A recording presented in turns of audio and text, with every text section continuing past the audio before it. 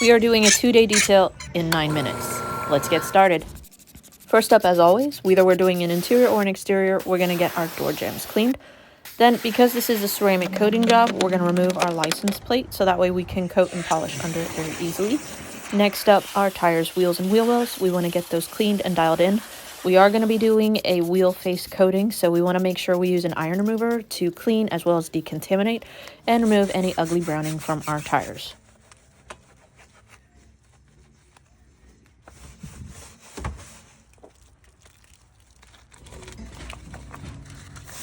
While we have our pressure washer out, we're going to go ahead and clean our mats as well.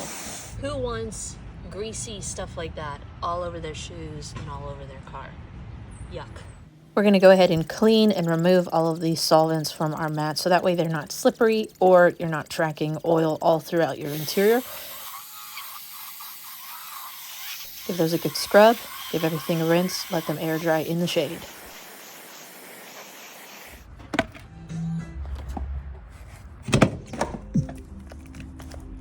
This is really hard to do with one hand. Come on.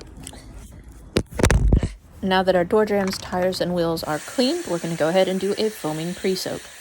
We're going to use a higher pH soap that will help soften and loosen the dirt so that way our contact wash will be much safer. We're going to let that sit, finish up the soap from our foam cannon, put that away, and then give this a good rinse. You can definitely see a huge difference from cleaning capabilities now that we have softened the dirt, and now our contact wash will be much safer on the paint. That is a lot of dirty soap. We're going to start at the top, work our way down using one side of the mitt per panel so that way we try to reduce the amount of scratching on the paint. Give it a good rinse, and then we're going to spray everything down with the Furies. This is an iron remover. It will help kind of break the chemical bond that any rail dust has with the paint, and there was a ton of it on this white vehicle. Also do a clay towel treatment, so now we have silky smooth paint. Give that a good rinse, dry everything off, pull it into the garage, and now we're ready to go ahead and fine-tune this detail. Just to give the paint more time to dry out before we polish and coat it, we're going to shift gears and work on our interior. It wasn't bad at all. It honestly took me probably a half an hour to vacuum out this interior, but we're going to go ahead and get everything dialed in.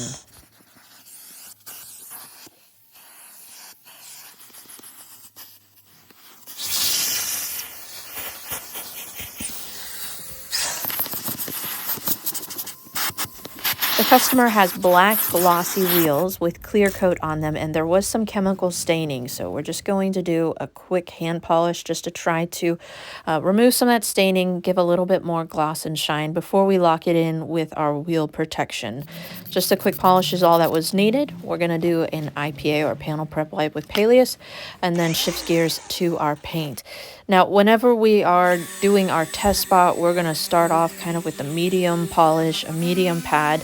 Lexus paint typically tends to be harder, and there was quite a bit of defects on this paint. Fortunately, we had a lot of PPF on this vehicle, so we didn't have to polish every panel, but we're going to use a rinseless wash to wipe off all of our polish residue and then come in and inspect our test spot to see if that gave us the level of correction we were looking for. Unfortunately, we need something a little bit more aggressive for this paint, so we switched over to a Rupes yellow foam pad as well as Detail Addicts platinum polish, and that gave us the level of correction and finished down perfectly on this white medium to hard paint. Unfortunately, I got really lucky on this detail and only had to polish the side door panels, the roof, and the trunk.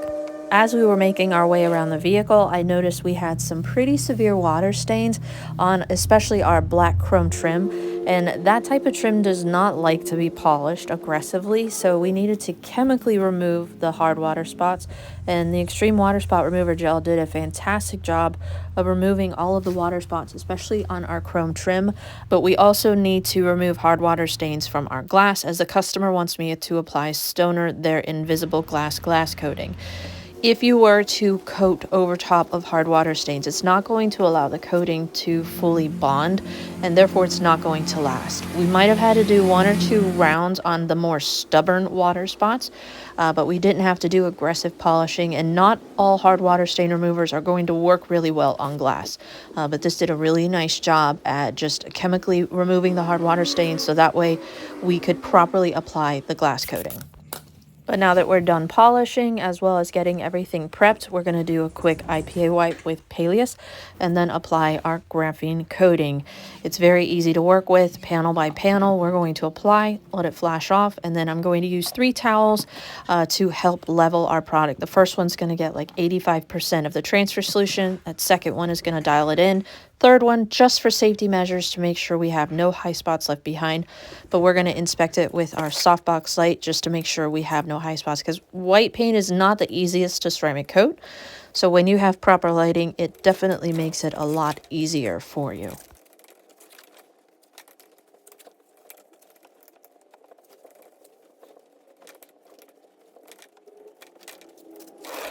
This specific coating is one of my favorite to work with because it is so user-friendly, but it does need 6 hours to set up before you can release it out into any sort of weather elements, be it rain or snow. So we're doing this at like 5:30 in the morning, so that way the customer can pick it up later on tonight. And for those of you that worry about areas like this, you can see I'm not obsessing over every little intricate space. You're going to really struggle to remove coating. So this is just normally how I handle intricate grills like this. The key, don't overthink it. If you can't get coating in, you're not going to be able to get coating out. What are you guys' thoughts on that? How do you handle extremely intricate grills? But next up, we're going to go ahead and coat our glass using the Stoner Invisible Glass coating. This is one of the easiest and best glass coatings that I have found. Most glass coatings I've worked with will leave behind a really streaky appearance, but this honestly leaves the glass so clean that sometimes my customers even wonder if there's glass there at all. In fact, sometimes they just keep hitting the glass because it feels like there's nothing there. After we're done coating our glass, we're going to do our wheel faces, get those protected for my customer. He's just looking for 6 to 12 months of easier maintenance, and so I have found a fantastic product that's super easy to work with and just leaves behind a beautiful finish. Now that all of the exterior is coated, we can let that cure. We're going to finish up the interior. We're going to clean everything with Typhon from Phoenix EOD. It is a fantastic cleaner as well as odor neutralizer. We're going to get everything wiped down, especially our leather, because we are going to be applying a leather coating in a minute. So that way we have everything nice and clean, and then we will protect our leather surfaces. Now, I've actually stopped offering multi-year leather coatings like Seaquartz Leather 2.0 and have switched over to more products like this. This is the interior ceramic from DIY Detail. You can actually use this on leather as well as fabric. It's going to last you anywhere from 6 to 12 months. It's still going to offer all the benefits of a leather coating. UV protection, it's going to help prevent bluing, staining, sunscreen staining, and just make maintenance easier. But I feel like this is more affordable. It allows the leather to breathe more naturally, and it also wears more naturally versus some of the more long-term leather coatings. So for those of you that are interested in trying out any of the products that we used on this detail, I will put the links to all the products down below. But here's the finished result, a 2-day detail in 9 minutes. You can see I showed you maybe a few seconds of each step. There's a lot of work that goes into being able to clean and protect a vehicle like this, but hopefully you guys enjoyed, and we'll hopefully see you guys in the very next detail. Peace.